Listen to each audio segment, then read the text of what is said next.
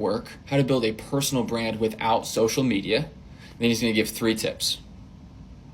Not just, I built my network without social media, haha, I'm so amazing, blah, blah, blah, blah. You can build a network you can build a personal brand without social media. Here are 3 tips. That's a unique video, unique, valuable angle. And then you compress that with the TAM balance. And then the third thing is that it's somehow connected to money. What I don't mean is you have to talk about how to make money, how you make money. You don't have to talk about money. You have to find what does your business revolve around? Okay? Do you have a coaching program? Do you have a product? Are you a musician? Are you musician doesn't count actually. Take that and throw it away. Whatever it is, you have to build a business off of your creator platform, right? And you need to make content that is somehow connected back to your business. Okay? So if I'm a gardener and I go off and I say, Trump's tariffs, blah, blah, blah, blah, this, and this, and then, you golf course and you 22 pilots, whatever. I don't even know what I just said. That has nothing to do with my business, right? That has nothing to do with my business. Now, if I were to connect all this back around, if I could connect both of these, let's say I'm a gardener and a pilot or something, I don't really know. It could be how I flew to 22 different states to get the right seeds for my carrots to create this blend of seeds. I don't even know what I'm saying. Then it's connected back to your online shop that then you can sell those seeds. Okay? If we take the networking example, how to build a personal brand without social media, here's 3 steps. Oh, by the way, I teach people how to do this if you want help. Or you can do this too. If you apply these steps, you can make this amount of money. The whole premise is that it connects back to some type of elevation of your business or their business. What you don't want to do is just be throwing stuff out into the wind with no reason at all. For example, this networking guy was making a video on steaks and it went viral so many times. It was a unique angle on steaks. It had a large TAM. He sold nothing about steaks. It was actually bad for his channel because there was no benefit. So the perfect video has a balanced TAM, not a large TAM, a balanced TAM. It hits CCN and then has a unique valuable angle.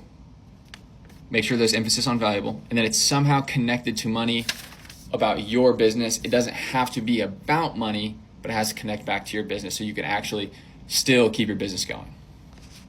How often should you post? This is a lot more complicated than you might think. Anybody who just says post more I would heavily disagree with. If I saw them in the street, I would RKO them and fight them. Instead, I'm going to break this down based off of human psychology, which is all content is. It is mass human psychology. And I'm going to actually weave in a bunch of business concepts. And I'm talking like startup concepts because I truly believe that the best cross research industry to think about your content is startups. How they start up, how they scale is very similar to a page on Instagram. Okay, bear with me here. We're going to talk about your minimal viable content. Bear with me, guys. Your content market fit. Then we're going to talk about an accordion method on when to go wide and when to really focus your efforts. And then we're going to talk about how to navigate TikTok, Instagram, and YouTube and that ecosystem. Okay, let's start with your MVC, your minimal viable content. So in a startup, you want to get your minimal viable product, your MVP, as fast as you can, okay? And it has to be good. So, these apps will spin up just a decent little app. It's nothing crazy, it's nothing fancy.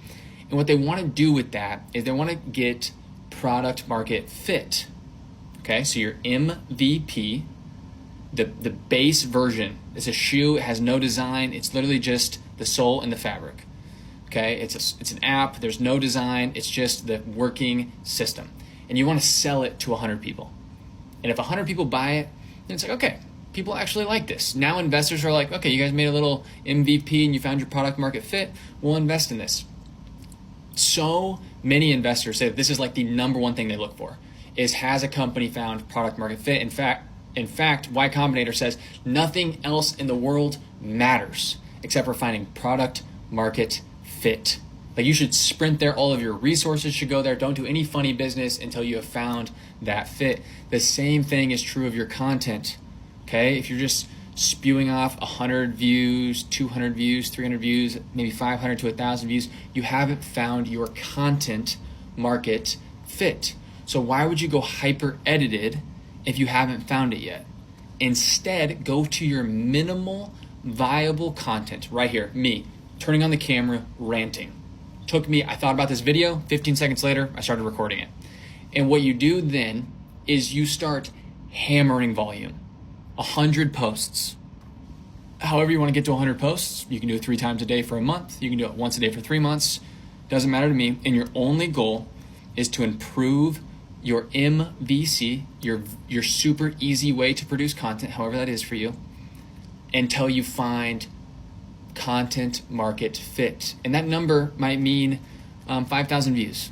It might mean 3,000 views. It might mean 100,000 views. So I'm going to condense this into one sentence. You need to find a way to make content that is very easy for you, your minimal viable content. For me, I literally just turn it on and I start talking. You then need to post so much volume with different angles until you find your content market fit. And that number varies. You'll sense it though. You'll sense it. Okay? I would say 5K views. If you force me to put a number on it, it's probably around 5K, 10K, 15K. Now, to be clear, you don't want to just do a random video. It has to be within your brand pillars. Okay? My brand pillars are business and fitness and whatever, and I go off and I make a freaking steak, how to use my Blackstone video, and that goes off. No, that is not a content market fit. That does not count. Okay? Then once you get it, we go into the accordion method. What the accordion method is you're stretched this far. Okay, you're doing so much volume, and now you want to compress your efforts, like an accordion. You want to squeeze your efforts together. So let's say you were spending 5 hours a week on content to post 15 posts. So you're doing 3 posts every hour, theoretically. You now want to take that 15 hours and you want to or that 5 hours, you want to compress it not into 15 posts, but into 5 posts. The 5 posts that are aligned with your content market fit. I'm starting to sense that this might be getting too complicated for some of us. Bear with me. Okay.